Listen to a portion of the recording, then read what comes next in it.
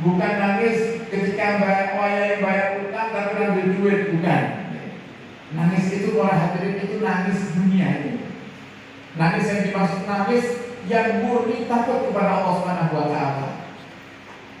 Kita bangun tengah malam, kemudian kita zikir, kita sebut nama Allah sampai kita masukkan ke dalam hati, kita nikmati.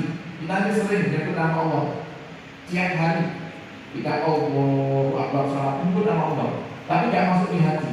Nah coba duduk satu kali pada hati, sebut nama Allah dengan hati, hadirkan dalam hati. Allah dinikmati. Allah ya Allah dinikmati sampai kalau panjenengan itu saking nikmatnya nggak terasa netes air mata. Sekali saja seumur hidup orang hati itu sudah cukup untuk menjadikan sebab kalau panjenengan nanti tidak akan pernah nangis di padang mahsyar.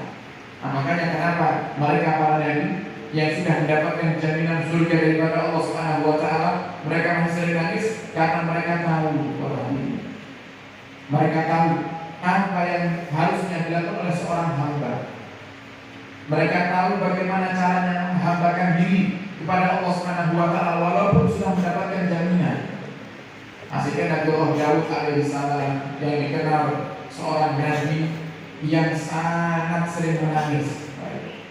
Sampai pernah dikatakan dalam satu kitab itu Nabi Daud ini saking takutnya sama Allah 300 tahun tidak pernah mengangkat kepalanya untuk melihat ke atas langit, malu sama Allah Subhanahu wa taala. Nabi yang lepas daripada dosa, lepas daripada aib, 300 tahun nunduk terus kemana, tidak berani lihat atas, tidak berani. Malu, bukan karena Allah itu di atas, bukan, tapi karena malu. Ya, tidak ahli sunnah wal jamaah itu ya Pak Ibu, kita meyakini bahwasanya Allah itu tidak butuh tempat. Ada selain akidah ahli sunnah wal jamaah di luar sana yang meyakini Allah itu di atas. Allah itu bersemayam di alas. Allah itu duduk di singgasana. Membayangkan seakan-akan Allah itu seperti raja, itu hukumnya haram. Tidak boleh orang ini.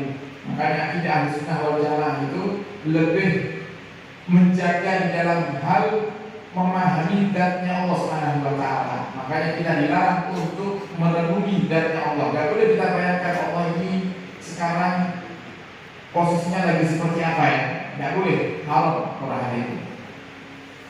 Akidah ahli sunnah wal jamaah meyakininya Allah itu enggak butuh tempat. Kenapa? Karena tempat itu sendiri adalah makhluknya Allah Subhanahu wa taala. Contohnya kan para hadirin. Kalau seandainya ada seorang raja yang dia telah disiapkan istana, berikut juga singgasananya. Sekarang yang jadi pertanyaan, mana lebih besar? Singgasananya raja atau rajanya? Singgasananya itu kursinya raja.